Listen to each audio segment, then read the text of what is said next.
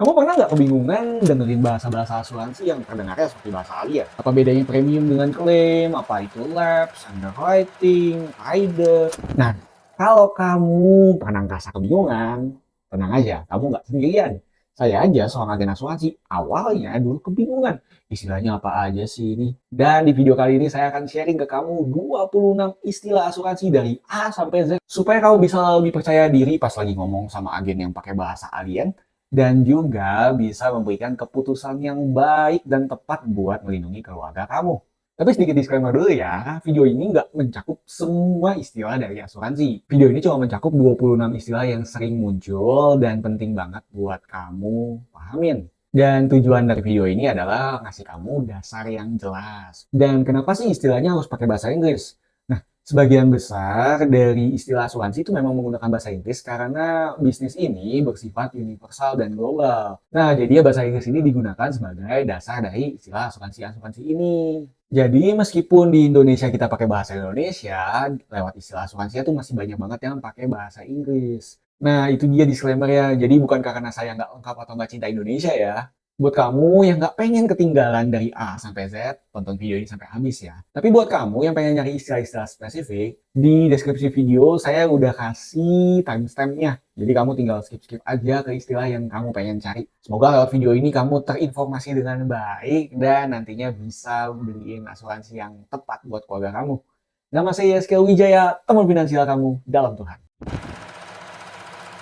A. Insurance. Nah, kita mulai dari asuransi. Asuransi adalah perjanjian antara kamu dan perusahaan asuransi di mana kamu membayarkan sejumlah uang yang membuat perusahaan asuransi nantinya akan melindungi kamu kalau sebuah resiko itu terjadi. Misalnya meninggal dunia, sakit kritis, kecelakaan, atau apapun yang tertulis di kontrak. Contohnya nih, kamu beli asuransi jiwa seharga 100 juta dengan uang pertanggungan sebesar 1 miliar. Misalkan nanti meninggal dunia, keluarga kamu akan mendapatkan 1 miliar sesuai dengan perjanjian asuransi tersebut. B untuk beneficiary atau penerima manfaat. Beneficiary atau penerima manfaat ini juga bisa disebut ahli waris.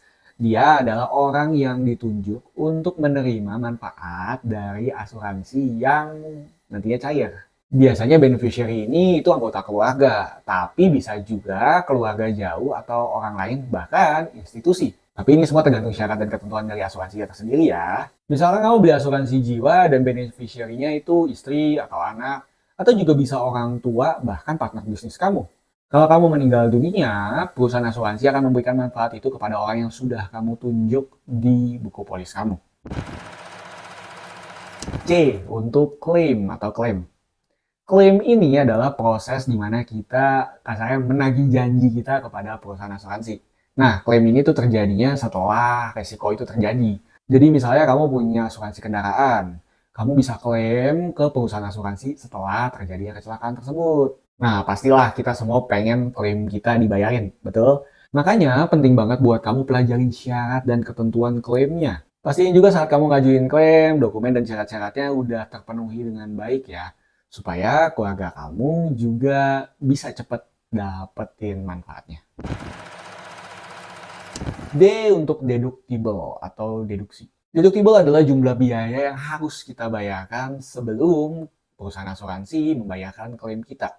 Deductible ini tuh perjanjiannya udah tertulis biasanya dari awal kamu daftarin asuransi kamu.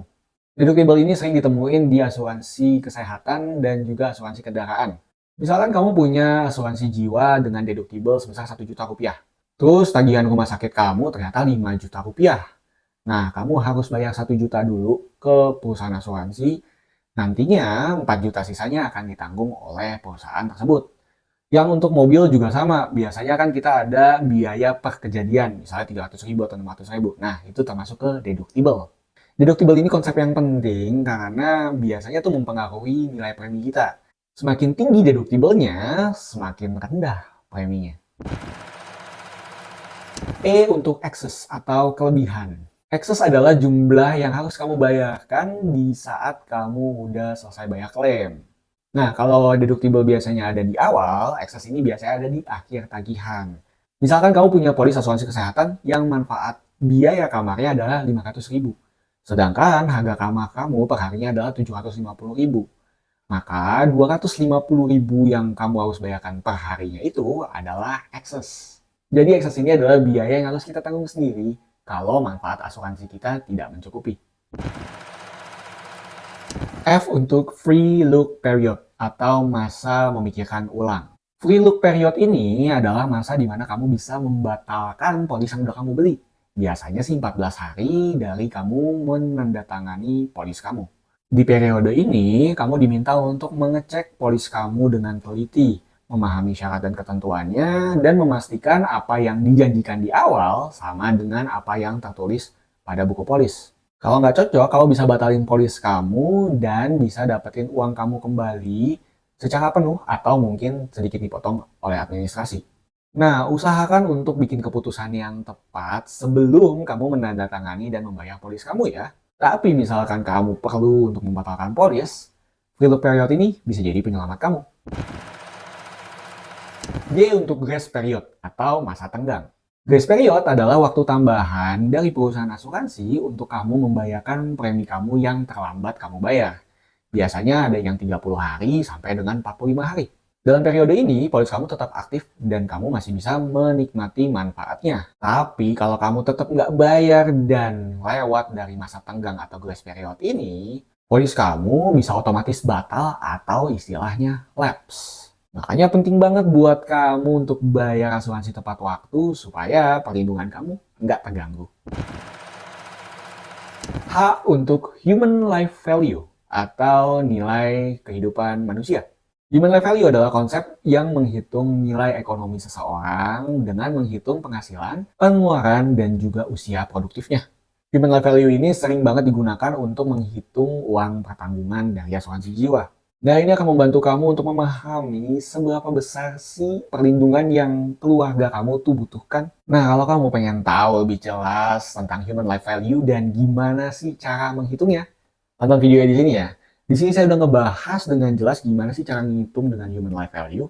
Dan saya juga kasih 4 alternatif cara menghitung uang pertanggungan lainnya juga loh.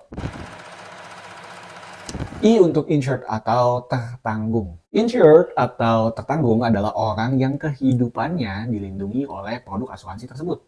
Jika sesuatu terjadi sama orang ini, manfaatnya akan diberikan kepada ahli waris. Misalkan kamu membeli asuransi jiwa untuk diri kamu sendiri. Nah, tertanggungnya itu diri kamu. Jika sesuatu terjadi sama kamu, perusahaan asuransi ini akan membayarkan manfaat tadi ke ahli waris kamu. Istilah ini penting banget untuk kamu tahu asuransi ini tuh melindungi siapa sih. Dan penting banget buat kamu ngasih informasi yang lengkap dan benar tentang tertanggung kamu saat kamu ngisi polis ya. Supaya asuransi kamu bisa digunakan dan bisa diklaim nantinya karena kejujuran dan kebenaran data yang udah kamu isikan. J untuk Joint Life Insurance atau asuransi jiwa bersama. Joint Life Insurance adalah asuransi jiwa yang melindungi 2 orang dalam satu polis. Biasanya sih digunakan untuk pasangan atau juga untuk rekan bisnis. Joint Life Insurance ini melindungi kedua orang tersebut. Misalkan salah satu dari pasangan itu meninggal, maka manfaatnya akan diterima oleh pasangan lainnya yang masih hidup. Nah, Joint Life Insurance ini biasanya dibeli orang karena harganya relatif lebih murah dibanding membeli 2 asuransi terpisah. Tapi premi asuransinya pun harganya tergantung dari kondisi kesehatan masing-masing tertanggungnya ya. Nah, contohnya nih, misalkan kamu beli asuransi jiwa bersama.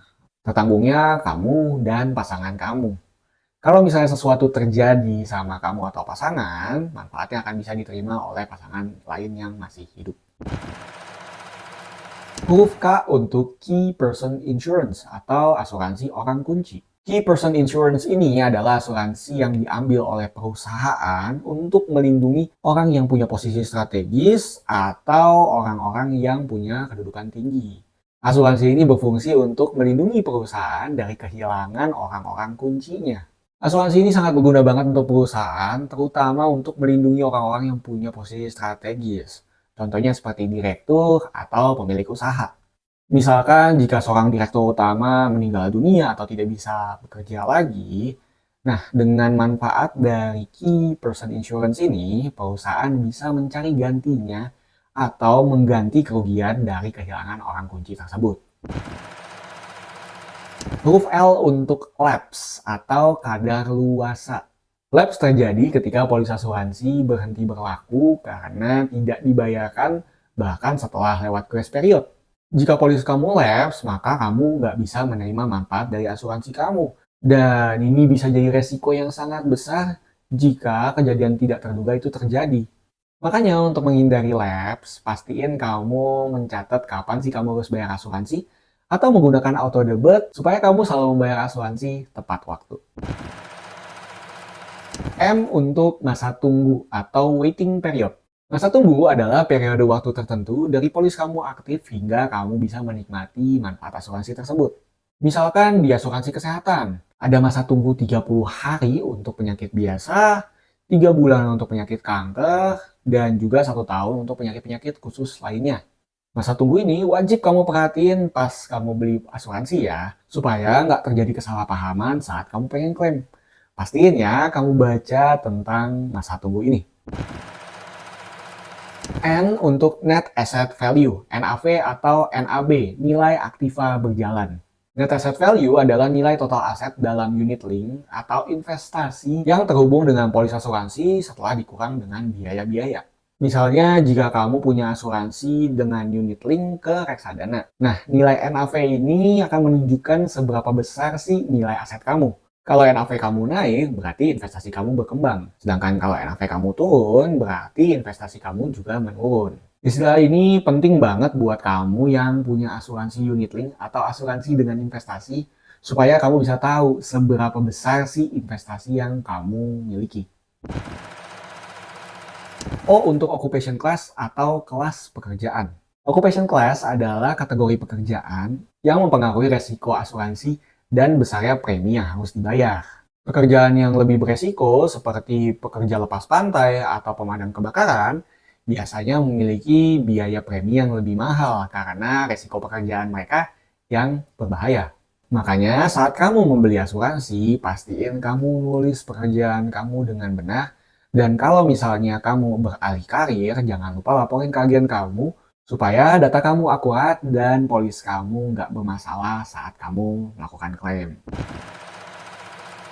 P untuk premium atau premi. Premium atau premi adalah jumlah uang yang kita bayarkan ke perusahaan asuransi untuk mendapatkan manfaat yang dijanjikan pada kontrak. Premi ini ibarat katanya tuh kayak iuran lah. Nah, premi itu bisa dibayarkan per 1 bulan, 3 bulan, 6 bulan, bahkan per 1 tahun. Besaran premi juga tergantung dari jenis polis, usia kamu, dan juga faktor-faktor lainnya yang mempengaruhi biaya asuransi. Bayar premi tepat waktu adalah kunci supaya polis kamu tetap aktif dan mendapatkan perlindungan yang terbaik. Q untuk qualification period atau masa kualifikasi. Qualification period adalah masa di mana klaim kamu baru bisa dicairkan setelah melewati masa ini. Misalkan dalam asuransi cacat tetap total. Setelah kecelakaan, tertanggungnya mengalami kebutaan. Dan berdasarkan syarat dan ketentuan di polis, qualification periodnya itu mengharuskan tertanggung tersebut mengalami kebutaan tetap total selama 6 bulan. Nah, jadi setelah kamu melaporkan dan kamu menunggu selama 6 bulan, klaim kamu baru bisa dicairkan karena kebutaan tersebut dianggap sebagai cacat tetap total. Istilah ini penting banget buat kamu pahamin supaya kamu nggak kaget. Kok klaim saya nggak cair-cair? Padahal sebenarnya kamu harus menunggu qualification period ini selesai dulu, baru klaim kamu bisa disetujui dan dicairkan.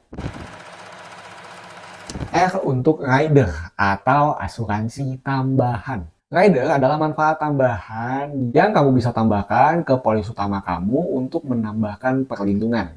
Contohnya, jika kamu membeli asuransi jiwa, lalu kamu menambahkan rider sakit kritis atau pembebasan premi jika kamu mengalami cacat total. Otomatis, asuransi jiwa yang kamu beli itu jadi makin lengkap. Nah, pastinya rider ini juga menambahkan biaya premi, tapi manfaatnya pasti akan sangat membantu di saat darurat. Rider ini sifatnya opsional dan fleksibel, jadi kamu bisa nentuin sesuai dengan kebutuhan kamu dan keluarga kamu ya. S untuk surrender atau mengakhiri polis. Surrender adalah istilah yang digunakan di perusahaan asuransi untuk memberhentikan polis asuransi kita secara permanen. Biasanya ini dilakukan sebelum masa perlindungan asuransi itu selesai. Ketika kamu melakukan surrender atau menyerahkan polis, biasanya kamu akan mendapatkan nilai tunai jika polis kamu ada nilai tunainya, tapi jumlahnya biasanya dikurangi dengan administrasi-administrasi lainnya. Misalkan kamu punya asuransi dengan nilai tunai, terus kamu butuh uang mendesak. Nah, kamu bisa melakukan surrender polis untuk mengambil uang tersebut. Tapi pahamin ya resiko dari melakukan surrender polis ini. Kamu akan kehilangan manfaat perlindungan asuransi dan mungkin ada penalti jika kamu melakukan surrender sebelum waktu yang ditentukan. Huruf T untuk termination clause atau klausa pemberhentian. Termination clause adalah kondisi-kondisi yang bisa menyebabkan polis kita berakhir. Contoh termination clause ini adalah polis akan berhenti jika kamu nggak bayar asuransi tepat waktu dan melewati grace period. Atau jika manfaat dari asuransi sudah dibayarkan secara penuh. Penting banget buat kamu memahami termination clause ini supaya kamu bisa tahu apa aja sih yang bisa bikin polis kamu berhenti. Huruf U untuk underwriting. Underwriting adalah proses evaluasi resiko kamu sebagai tertanggung untuk perusahaan asuransi bisa menentukan apakah mereka mau atau tidak mengasuransikan kamu dan seberapa besar sih premi dari asuransi kamu. Underwriting ini intinya adalah pengecekan resiko kamu. Misalkan jika kamu memiliki riwayat penyakit tertentu, underwriting akan menilai apakah kamu layak atau tidak diasuransikan dan apakah kamu harus mengalami pengecualian atau tidak. Proses underwriting ini penting untuk menjaga kestabilan keuangan perusahaan asuransi dan memastikan perusahaan memberikan premi yang adil bagi semua nasabahnya. Huruf V untuk volatility atau volatilitas. Volatility adalah ukuran fluktuasi atau naik turunnya nilai investasi kamu yang biasanya terkait dengan asuransi unit link. Semakin tinggi volatility-nya, semakin tinggi juga resiko kenaikan dan penurunan nilai investasi kamu dalam waktu singkat. Hal ini sering terjadi sama produk asuransi yang sifatnya agresif seperti investasi di bagian saham. Buat kamu yang punya asuransi dengan investasi, kamu wajib pahamin volatility ini supaya kamu nggak kaget saat kamu ngelihat NAV dari polis kamu. W untuk waiver of premium atau pembebasan premi. Waiver of premium adalah manfaat tambahan di mana premi asuransi kamu dibebas bayarkan atau nggak perlu bayar lagi jika kamu menderita kondisi tertentu, seperti cacat tetap total atau sakit kritis. Misalkan jika kamu nggak bisa bekerja lagi karena kecelakaan dan akhirnya menderita cacat tetap total. Rider Waiver of Premium ini memungkinkan kamu tetap mendapatkan manfaat asuransi tanpa harus membayar premi asuransi tersebut. Fitur ini sangat membantu, terutama di saat kita sedang mengalami kondisi yang sulit. Huruf X untuk exclusion atau pengecualian. Exclusion atau pengecualian adalah kondisi-kondisi di mana perusahaan asuransi tidak akan membayarkan asuransi kamu. Kondisi-kondisi ini adalah kondisi-kondisi yang tidak ditanggung oleh asuransi. Makanya penting banget buat kamu baca polis asuransi kamu, terutama di bagian pengecualian, dan kamu tahu dengan persis apa aja sih yang nggak diasuransikan di polis kamu. Contohnya di asuransi kesehatan, kalau kamu punya penyakit jantung sebelum kamu masuk asuransi kesehatan tersebut, penyakit jantung itu akan masuk ke dalam pengecualian karena termasuk dalam pre-existing condition atau kondisi yang udah terjadi sebelum kamu masuk asuransi. Otomatis saat kamu mengalami sakit jantung lagi, asuransi tidak akan melindungi penyakit jantung yang kamu derita setelah kamu masuk asuransi. Atau dalam asuransi jiwa, kematian akibat tindakan kriminal juga termasuk dalam pengecualian. Penting banget buat kamu baca apa aja sih yang tidak ditanggung dalam asuransi kamu supaya kamu nggak kaget, kok klaim saya nggak bisa dicairkan. Huruf Y untuk Yearly Renewable Term atau asuransi berjangka yang diperbaharui secara tahunan. Yearly Renewable Term atau YRT singkatnya adalah jenis asuransi jiwa berjangka yang bisa diperbaharui setiap tahunnya dengan premi yang disesuaikan. Keunggulan asuransi ini adalah fleksibilitas untuk diperpanjang setiap tahunnya tanpa harus melakukan underwriting ulang. Namun, preminya pasti akan meningkat seiring dengan bertambahnya usia. Di Indonesia, asuransi dengan sistem YRT ini banyak kita temuin di asuransi jiwa yang sifatnya tradisional. Nah, contohnya kalau misalnya kamu beli asuransi jiwa yang melindungi kamu selama 5 atau 10 tahun. Nah, setelah periode 5 atau 10 tahun ini berakhir, kamu bisa memperpanjang asuransi ini tanpa perlu melakukan underwriting ulang. Tapi preminya disesuaikan dengan umur kamu saat itu ya. Produk dengan sistem YRT ini sangat cocok buat orang yang pengen perlindungan jangka pendek atau ingin mendapatkan perlindungan dengan premi yang relatif terjangkau di awal. Huruf Z untuk Zero Claim Bonus atau bonus tanpa klaim. Zero Claim Bonus ini adalah manfaat tambahan yang diberikan perusahaan asuransi untuk orang-orang yang tidak melakukan klaim pada periode waktu tertentu. Misalkan di asuransi kendaraan, jika kamu selama 1 tahun itu tidak melakukan klaim, di tahun berikutnya kamu bisa mendapatkan diskon premi. Bonus ini mendorong nasabah untuk menjaga resiko tidak terjadi dan juga memberikan keuntungan finansial tambahan untuk nasabah. Nah, itu dia 26 istilah asuransi dari A sampai Z. Masih banyak banget sebenarnya yang masih belum kita bahas lewat video ini, tapi semoga lewat video ini kamu bisa dapat dasar dari asuransi yang bisa bikin kamu memberikan asuransi yang terbaik buat keluarga kamu. Ingat, jangan asal beli asuransi. Pahamin kebutuhan keluarga kamu. Pastiin mereka terlindungi dengan baik, sehingga mereka tetap bisa merasa aman dalam menghadapi resiko yang tidak terduga. Kalau kamu masih ada pertanyaan, tulis langsung ya di kolom komentar. Nanti saya akan bantu jawabin pertanyaan-pertanyaan kamu. Bantu channel ini juga dengan share video ini, like, subscribe, dan nyalain notification bell-nya juga. Terus kalau kamu pengen tahu gimana caranya beli asuransi jiwa terbaik buat keluarga kamu, tonton video saya di sini ya. Sampai ketemu di video selanjutnya. Nama saya Yaskar Wijaya. Stay financially faithful. God bless you. Bye.